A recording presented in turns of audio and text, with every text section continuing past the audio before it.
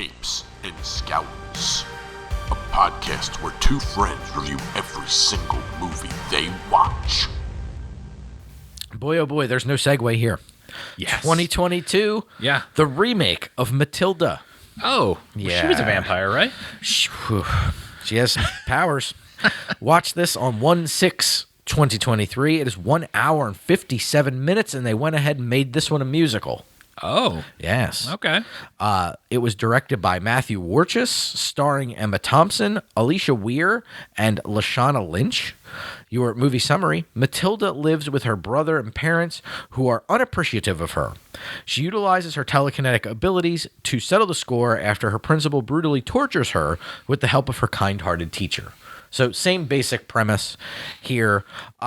Brutal torture. This movie is trying to service the book a little bit more. Okay. But instead of adapting it in a way that makes it a little bit more digestible like the original film did or the first adaptation, it instead elects to try to be as all-encompassing as possible while still adding in all these musical numbers. And I think the movie's kind of the worst for both. Musical numbers, I can't remember a song, even though they used one song, I think 3 times in the movie. Or was that a different movie? No, this one used the same song twice, I think. In an early song, and then they used it again towards the very end, if I recall correctly. I mean, Cats did the same thing. Ugh. Right. It's kind of that, like, all right, this is fine. Like, it's just... the biggest problem I had is the original had that consistency both in the rules it set up and the way we saw the movie kind of from Matilda's point of view. Right. This one follows Matilda, but it kind of has this, like, it tries to be hyper realistic and like just kind of mean spirited at times where like you feel really bad for Matilda, but then other times it's super over the top. And it's just like, I'm not really sure what you're trying to do here. Like it tonally doesn't fit. Like it doesn't make sense that this woman is like in control of the school and she's kind of like micromanaging everything and she hates children, and then 3 seconds later she's grabbing the girl and doing the iconic whirl her around by her pigtails and fling her over a fence thing.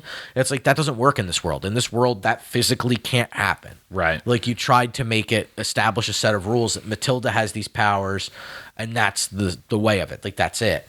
But they don't really do it that way. And it's just kind of like, and like a lot of characters fall off to the side. They don't focus in on like her relationships as much. Like the stuff with Miss Honey feels a little bit forced because it's just not as much screen time devoted to it. Okay. So it just kind of doesn't work for me as much as the other one did. It was bad. I think even Sam wanted to shut it off pretty early on into it. It was just like, I'm not feeling this. This isn't working for me. And she was the one who wanted us to watch this. Like we literally watched the original as like a precursor to this one, so we could refresh our memory, maybe to our downfall because it didn't really. I think if we had not watched the original, I would have just said fine, shut it off, because she wanted to shut it off about 15 minutes in. Whoa. And I was just like, let's hang and see what it does. And it got in at half. I'm like, we're already in a half hour. Might as well just finish it out. I'm not saying that was a good choice, but it was the choice that I made.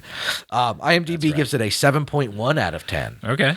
The Rotten Tomatoes critics, just like the other one, 92 of them, 92%. What? Yeah. That's insanity. The audience of 500 plus, not quite as loving here at 74%. That's crazy. And I'm coming in well under everybody else at a 4.5 out of 10. I wonder if these people were all like musical fans. I don't know if the musical numbers worked a little better for them than it did for me, or what the exact problem was, but I can tell you that this movie definitely did more wrong in my book than it did right. That's fair.